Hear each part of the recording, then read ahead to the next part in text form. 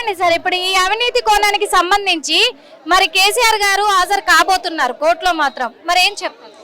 ఒకటి అర్థం చేసుకోవాలా, కేసీఆర్ గారు హాజరయ్యేది కోర్టు కాదు, అది ఒక ట్రిబ్యునల్ కమిషను. హాజరవుతారు.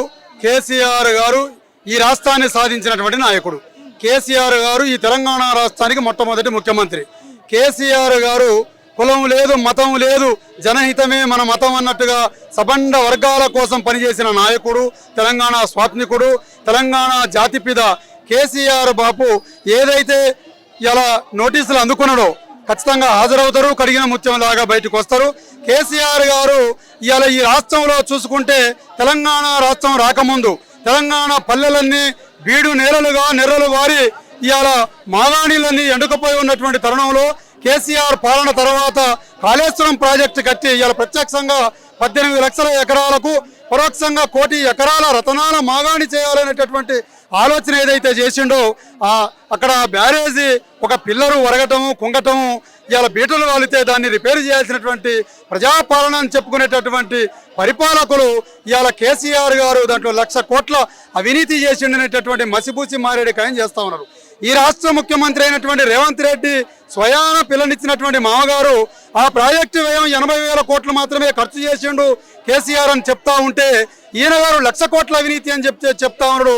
ఇది దొంగ దొంగ దొంగ అన్నట్టుగా ఉంది తప్ప మరొకటి కాదని చెప్పని తెలియజేస్తా ఉన్నా. అంటే రాష్ట్ర అవతరణ దినోత్సవం రోజు వాస్తవంగా చెప్పాలంటే పార్టీలకు అతీతంగా ప్రజలందరూ కూడా చేసుకోవాల్సిన పండగ అది.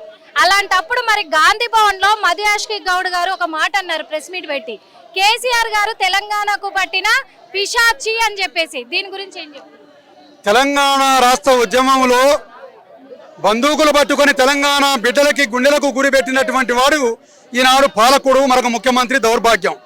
తెలంగాణ రాష్ట్రం కోసం సావునోట్లో తలకాయ పెట్టిన ఆయన్ని పిశాసి అని చెప్పి అంటా ఉన్నారంటే మేము దళిత బహుజనులను ఒకరినొకరు ప్రేమించుకునే వాళ్ళం.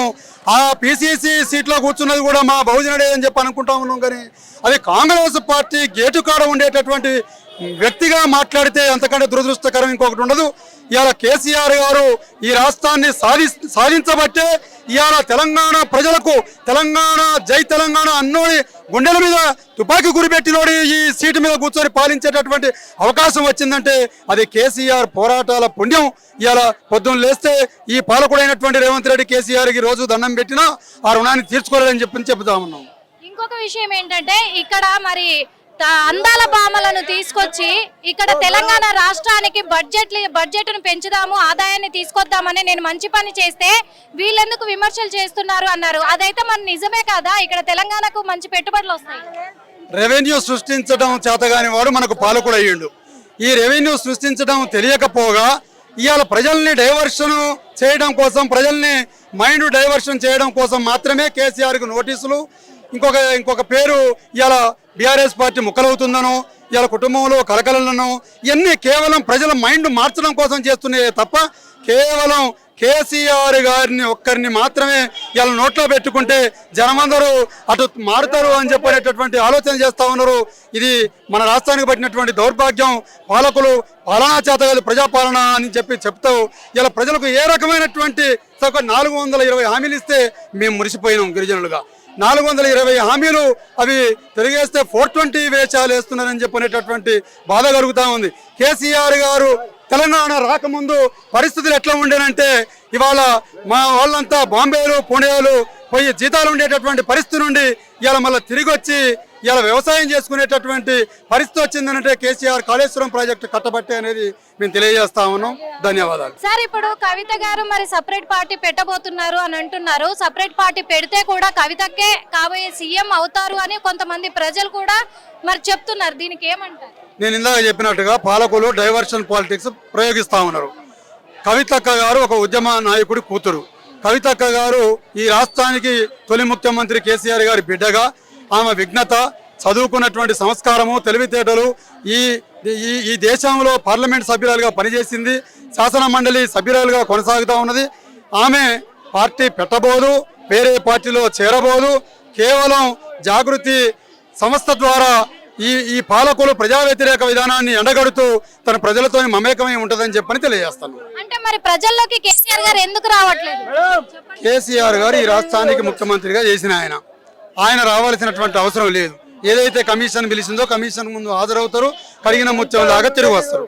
హిట్ టీవీ యాప్, ఇందులో short news, live news, entertainment shows, movies, digital magazines తో పాటు మీ జిల్లా వార్తలను కూడా ఫ్రీగా చూడొచ్చు. ఇంకెందుకు ఆలస్యం, వెంటనే హిట్ టీవీ యాప్ ని డౌన్లోడ్ చేసుకుని ఫ్రీగా ఎంటర్టైన్మెంట్ పొందండి. Hit TV app. Hit TV app. Please download Hit TV app. Hit TV యాప్ని ఫ్రీగా డౌన్లోడ్ చేసుకొని ఎంజాయ్ చేయండి. మీకు నచ్చిన ఎంటర్టైన్మెంట్ కోసం హిట్ టీవీ యాప్ ని ఫ్రీగా డౌన్లోడ్ చేసుకుని ఎంజాయ్ చేయండి. హిట్ టీవీ యాప్ని డౌన్లోడ్ చేసుకుని ఆస్వాదించండి, ఆశీర్వదించండి. ఇంతమంది సెలబ్రిటీలు హిట్ టీవీ యాప్ ని డౌన్లోడ్ చేసుకోండి అని చెప్తున్నారంటే ఎంత మంచి యాప్ ఆలోచించండి. అమెరికా అమెరికా అమెరికా అమెరికాలో చదవాలనుకునే వాళ్ళకి విశ్వసనీయమైన పేరు మన శౌర్య కన్సల్టెన్సీ. UK లో 1 year masters. UK లో 1 year masters. 2 years work permit up to 5 years visa. Contact Saurya Consultancy. Contact 89851 89851.